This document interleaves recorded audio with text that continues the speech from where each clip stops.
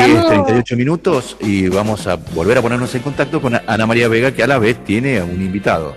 Ana María. así es. Pensé que habíamos tenido nuevamente el problema de conectividad por ese silencio. Pero estamos ya en contacto con un investigador que estábamos buscando desde la semana pasada. ¿Se acuerdan cuando yo les comentaba que se había dado a conocer un trabajo del CONICET que había demostrado que la interrupción de la presencialidad escolar contribuye significativamente a disminuir contagios del coronavirus y por ende interacciones y fallecimientos? La semana pasada, el viernes, la ministra de Salud de nuestra provincia insistió en que esto no era cierto. Se lo preguntamos, no trasladaron la consulta nuestra, pero bueno, ahora tenemos con nosotras a Guillermo Durán, quien es investigador del Instituto de Cálculo de la Facultad de Ciencias Exactas y Naturales de la UBA y del CONICET, para que nos dé más detalles sobre esta investigación. Buenos días, doctor, ¿cómo le va? Buenos días, muchas gracias por el llamado, un gusto estar con ustedes. Muchas gracias, doctor. Coméntenos cuándo se hizo esta investigación que dio estos resultados y si continúa analizándose las distintas semanas. Sí, por supuesto. Bueno, nosotros empezamos a trabajar venimos trabajando con temas de COVID desde hace ya 14, 15 meses y en las últimas semanas nos pusimos a mirar un poco el tema de la presencialidad escolar, sobre todo motivados por la resolución de la Corte Suprema de Justicia de la Nación, que hablaba de la falta de evidencia para poder afirmar alguna cuestión relacionada con lo que implica la presencialidad escolar sobre la curva de casos confirmados. Dicho todo esto, empezamos a trabajar en el tema. Y preparamos este informe que tiene 3 puntos esencialmente. Primero, una aclaración sobre lo que vos decías. Nosotros preferimos, no nos gusta mucho el término de que demostramos esto, sino que preferimos decir, ser más cuidadosos, decir que hay fuertes indicios para ver que la presencialidad escolar afecta sobre la curva de contagios. Y eso es un poco lo que analizamos y que incluso es coincidente con lo que se ve en diferentes lugares del mundo, ¿no? Digo, de alguna manera, lo que estamos diciendo no es algo muy novedoso en prácticamente todos los lugares del mundo y en todos los trabajos científicos que se han publicado en los últimos tiempos, se ve el tema de que la presencialidad escolar tendría un fuerte impacto sobre los contagios. Algo que, como les digo, no es algo que llame la atención, ¿no? Digo, la presencialidad escolar implica no solo el encuentro de los chicos con sus maestros en las aulas, sino también el aumento de la movilidad, el uso del transporte público, la aglomeración de padres en la puerta de la escuela. Todo eso de alguna forma lleva a pensar que es bastante razonable y bastante lógico creer que hay un impacto de esto sobre los contagios. Una de las cosas que nosotros vemos en ese informe es el comportamiento de la curva de casos confirmados y los separamos de alguna forma en 3 distritos, en lo que es el interior de la provincia de Buenos Aires, el conurbano y la ciudad de Buenos Aires. Y lo que se ve, más allá de que hay una disminución en esos últimos 10 días de abril en los 3 casos, producto seguramente de las restricciones que hubo similares, tanto en el interior de la provincia como en el conurbano, como en la ciudad de Buenos Aires, pero se ve un descenso bastante más brusco, bastante más marcado en el conurbano, que es el único de esos 3 lugares que cortó con las clases presenciales. Dicho todo esto, insisto, no parece ser algo muy novedoso, en todo caso habría que mostrar lo contrario, eso sí sería novedoso, y además un poco comparar con lo que se ha hecho en otros lugares del mundo, en la región, en Latinoamérica, en Europa, en qué momentos se cortaron las clases presenciales en los diferentes países, y vamos a ver que la situación del conurbano y de la ciudad de Buenos Aires era claramente peor que esos umbrales que aparecen en otros países. Por ejemplo, digo, si uno toma Sudamérica, Chile y Colombia, con 200 casos semanales cada 100.000 habitantes, cortaron sus clases presenciales. Uruguay tuvo una postura un poco más relajada y los cortó con 400 casos. Uruguay retoma sus clases del ciclo lectivo 2021 el 1 de marzo, de este año, tenía algo así como 170 casos semanales cada 100.000 habitantes. 3 semanas después decide cortar las clases presenciales cuando ese valor había llegado a 400. Dicho esto, los 200 de Chile y Colombia, los 400 de Uruguay, o el proyecto de ley que presentó Merkel en Alemania, con ese valor puesto en 165, ¿saben ustedes cuál es el valor que tenía la Ciudad de Buenos Aires o el conurbano cuando sale el decreto presidencial? No. Bueno, la Ciudad de Buenos Aires tenía ese valor en 650. cuatro veces el umbral de Merkel o más de 3 veces el umbral de Chile y de Colombia. Y el conurbano estaba en algo así como entre 450 y 500. O sea, 3 veces el umbral de Merkel o más del doble que ese umbral que pusieron Chile y Colombia, incluso superior al momento en que Uruguay define cortar las clases presenciales. De alguna manera lo que muestra, digo, y estamos comparando con gobiernos de signos políticos en general diferentes al de Argentina, ¿no? El caso de Chile, de Colombia o de Uruguay, con gobiernos de derecha a cargo del gobierno nacional.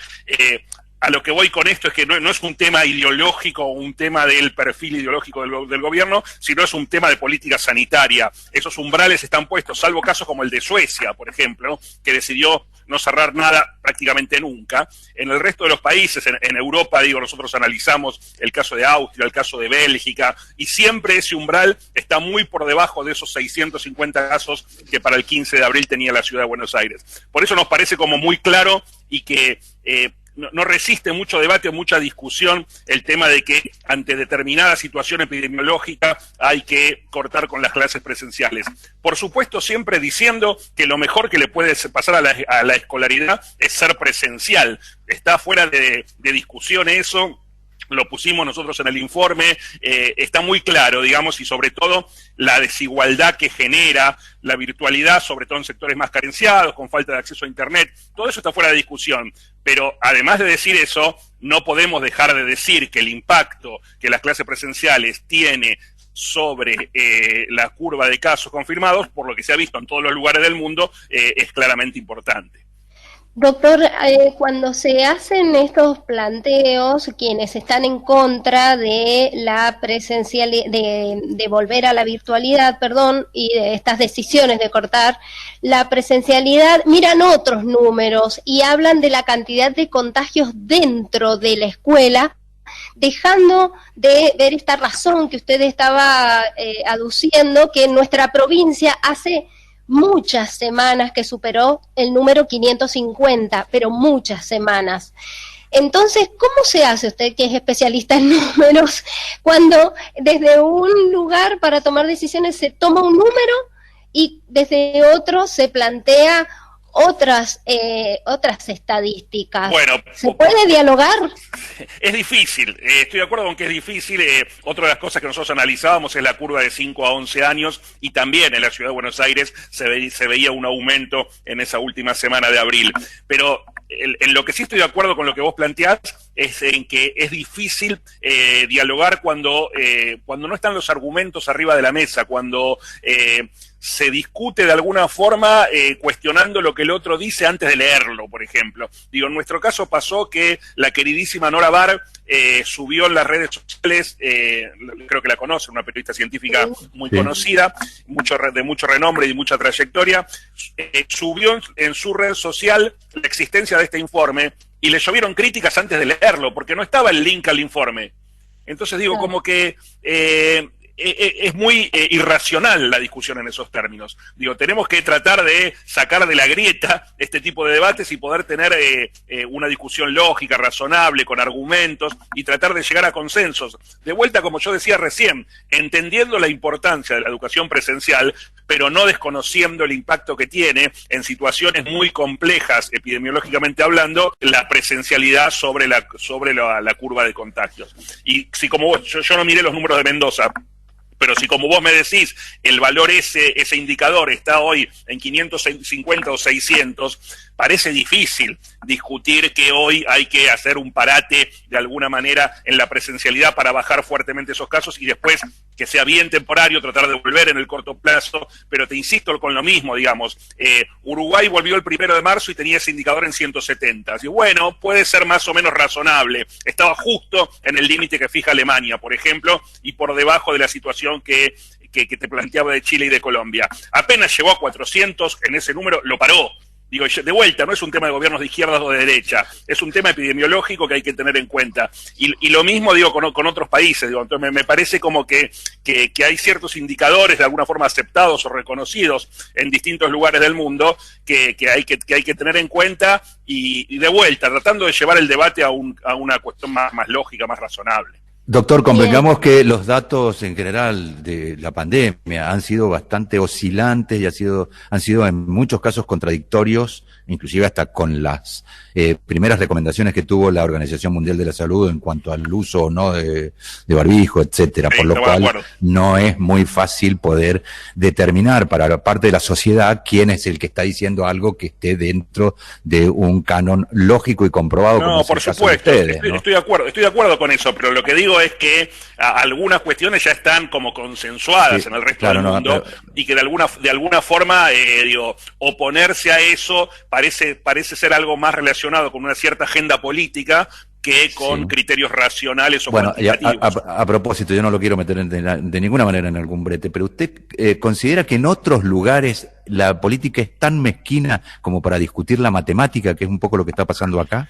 Bueno, por eso te decía recién, yo conozco, tengo mucha colaboración con amigos en Chile, he trabajado ahí, lo mismo me pasa en Uruguay. Me da la sensación de que hay ciertas cuestiones que salen de la agenda más política y entran en un análisis más epidemiológico, de criterios cuantitativos. Me parece que nosotros por ahí todavía no aprendimos eso y llevamos todo un debate de grietas, digamos, que me parece que hay que empezar a salir, ¿no? Hay que intentar consensuar ciertas cuestiones que quizás al principio de la pandemia acá se veía que eso estaba pasando y hoy ya no. Y me parece que es un error, porque estamos en una situación muy compleja, con la curva de contagio en una situación todavía muy difícil, con muchos casos confirmados día a día, que implica, como decía Ana María recién, más internaciones y más fallecimientos, con 70.000 muertos ya confirmados, y en momentos en que la vacunación empieza a avanzar razonablemente bien, probablemente más despacio que lo que nos gustaría, pero empieza a avanzar razonablemente bien, como yo digo siempre, no nos ahoguemos tan cerca de la orilla. Tratemos de resolver algunas cuestiones que tienen que ver con frenar fuertemente esos contagios en los próximos 2-3 meses, porque de acá a unos meses deberíamos estar bastante mejor con la vacunación ya más avanzada. Sí, y efectivamente hay algunos datos que arrojan, después sí le vamos a pedir que mire los datos de Mendoza, porque Mendoza es muy significativo que la cantidad de fallecidos, por ejemplo, que hay diariamente, que en realidad es el dato más significativo que puede tener una pandemia. Sí, sin duda. Obedece también a sectores etarios más jóvenes, obviamente porque los más grandes están vacunados. Claro. Es de toda razón el hecho de que cualquier cosa que impidiese el hecho del contagio sería bueno. Esto que parece una obviedad total, parece que a las autoridades no les resulta, ¿sí? Sí, totalmente. Lo otro que hay que mirar con cuidado es no tanto el reporte de los fallecimientos, sino las fechas de fallecimientos. Para poder entender un poco de cuándo son y en función de eso ver cómo se está comportando también esa curva. A veces el reporte engaña un poco porque nosotros decimos, bueno, hubo 600 fallecimientos ayer. No, en realidad no fueron ayer. Esto tiene que ver con lo que pasó los días anteriores. Entonces, a veces nosotros lo que miramos con más cuidado es el reporte, los fallecimientos, pero por fecha de fallecimiento, no por fecha de reporte, que nos permite entender mejor, tiene menos distorsión o menos ruido en cuanto a esa curva. Eso también es importante analizarlo. Y podemos entender los fenómenos, por ejemplo, si en verdad el tema del turismo, por ejemplo, fue uno de los disparadores. Exacto. Uno lo que debería ver cuando mira los contagios por fecha de inicio de síntomas, de vuelta, no por fecha de reporte, sino por fecha de inicio de síntomas, y los fallecimientos por fecha de fallecimiento, debería haber un corrimiento de unos 15 días entre esas dos curvas que deberían comportarse más o menos parecido. ¿Está bien? Pero bueno, es parte de lo que hay que mirar distrito por distrito. Nosotros lo hemos hecho fundamentalmente en todo lo que tiene que ver con la provincia de Buenos Aires, que es donde estamos colaborando más activamente, pero por supuesto, podríamos hacerlo para otros distritos, y de hecho, bueno, algunos de nuestros grupos están mirando la cosa más en el país. Yo no me dediqué tanto a lo que es el interior de la Argentina por una cuestión de que estamos, lo que te decía, estamos trabajando más fuertemente con la provincia de Buenos Aires, pero sí, esto se puede hacer en todos los casos y mirar con más cuidado y entender un poco los mensajes que surgen de esas curvas. Y eso es un poco lo que yo decía recién. Y los mensajes que surgen de esas curvas deberíamos sacarlos del debate más político partidario, para poder tomar medidas consensuadas que van a tener mucho más fuerza y van a tener mucho más impacto si de alguna forma las podemos pensar como políticas de Estado y no tanto como parte del debate político, el debate político partidario. Sí, lo que pasa es que esa asepsia es bastante dificultosa, entendiendo que hasta el Poder Judicial se inmiscuye en un tema que realmente no debiese ocuparse, ¿no? Sí, lo dijiste vos, no lo dije yo. Por supuesto. Estoy totalmente de acuerdo, sí. Doctor, en mi caso, ya para cerrar, quería consultarle, en función de lo que ustedes van analizando semana a semana con los datos que van dando la provincia de Buenos Aires, que es la que asumió lo dictado por el decreto nacional y también por la resolución del Consejo Federal que Capital y Mendoza no obedecieron. Sí. ¿Cuántas semanas o cómo va viendo en estas últimas semanas, después de que salió el informe, el descenso en los casos? Bueno, un poco lo que se ve es que esa disminución que venía razonablemente bien, ahora se aflojó. O sea, como que en la última semana no fue buena en ninguno de los distritos que estamos mirando. Y eso es un problema, claramente. Es un problema, de vuelta por lo que decíamos recién. Hay que seguir mirándolo con mucho cuidado, pero mientras tanto lo que decimos siempre, hay que ser muy claro con los mensajes de que hay que cuidarse mucho y que hay que respetar las restricciones que se impusieron, porque por lo que decíamos recién, ¿no? Por el tema de lo que esto implica en cuanto a la suba de los contagios y aún manteniéndose en un valor estable, no subiendo ahora, pero tampoco bajando como venía bajando, el valor ese estable es muy alto. Entonces, con ese valor estable muy alto, es un problema. Es un problema por todo lo que hablamos en estos minutos, ¿no? Porque implica muchas internaciones y muchos fallecimientos y necesitamos bajarlo lo antes que se pueda para que la vacunación avance y, como decía Ariel recién, empezar a llegar a sectores etarios de un poco menor edad, que son los que hoy se están viendo más perjudicados porque son los que todavía no están vacunados. Bien. ¿Cuál es el promedio que han visto ustedes en otros países de semanas donde cortando la presencialidad es posible bajar los números? No, de nuevo, yo no quiero hacer eje solo en la presencialidad. La presencialidad es un factor más que tiene que ver con el aumento de la curva de contagios. Es un todo, de alguna manera. Como siempre decimos, esto es multicausal, ¿no? Pero hay algo que ya está demostrado en estos 15 meses que llevamos de pandemia, que es que si no reducimos fuertemente la movilidad, es muy difícil bajar los contagios. Y bueno, la presencialidad es un factor más, de los más importantes por lo que se ha analizado en distintos lugares del mundo, pero claramente no el único. Entonces me parece que no está bueno hacer el eje solo en eso, porque si no otra vez entramos en esta discusión de que parece ser presencialidad sí, presencialidad no, cuando en realidad es un tema más que hay que tener en cuenta, que hay que cuidar para restringir la movilidad, para que de esa manera bajen los contagios. Claro, si sigue estando todo abierto y la escuela está cerrada, no va a cambiar mucho. Exacto, totalmente. Por eso creo que es importante marcar que es un tema más que no se lo puede dejar de lado, pero que no es el único, y que las medidas que se tomaron allá por mediados de abril eran las correctas. Desde mi punto de vista quizás un poco tardías, pero eran las correctas en cuanto a la restricción de la movilidad. Hay que dar un mensaje muy claro en cuanto a cerrar la frontera lo más que se pueda. Entendemos que es imposible cerrarlas totalmente, pero cerrar la frontera lo más que se pueda, porque el ingreso de nuevas variantes del virus también ya vimos que ha afectado fuertemente. Es un conjunto de medidas que van todas en la misma dirección y que deberían ayudar a disminuir la curva de contagios. Muchísimas gracias, doctor, muy amable. Clarísimo, muchas gracias. Gracias a ustedes, a disposición para cuando quieran.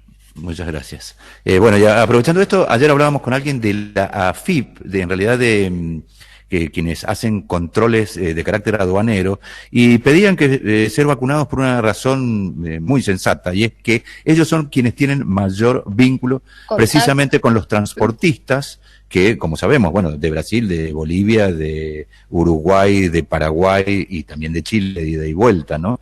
Sin embargo, no son tenidos en cuenta, sí son trabajadores esenciales a propósito de que necesitan hacer los controles, pero no son trabajadores esenciales a la hora de la vacunación. cuestión que debiese ser, ¿no? Ariel, un detalle nada más antes de que nos vayamos. La ministra el viernes dijo que el 30% de todos los chicos, chicas, docentes están yendo a la escuela, nada más. Pero no aclaró por qué, porque claramente no es por una decisión de bajar la presencialidad. En realidad esto podría estar ocurriendo, nos preguntamos, porque son todas las burbujas que están cerradas por contagios. A ver, ¿recordás, Ana, cuando hablamos con Cobos, que él también lo interpreta como que es una posición, sí, la presencialidad, no la presencialidad, como si fuésemos hinchas de uno u otro club?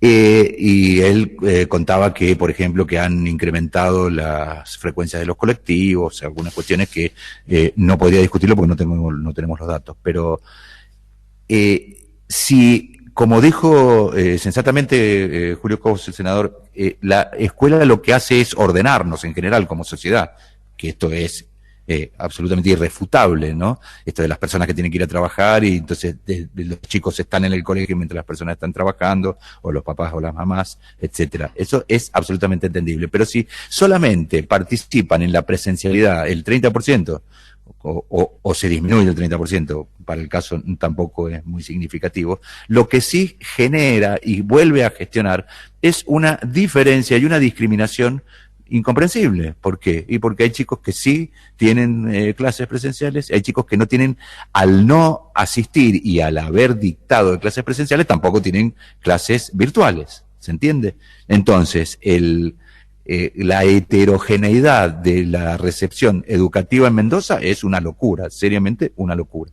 Sería bastante más sencillo tomar una determinación que sea o la virtualidad o al menos, no sé, una de las posibilidades que se barajó alguna vez es que hubiese 15 días en donde se o anticiparan las vacaciones de invierno. Claro, efectivamente. Totalmente.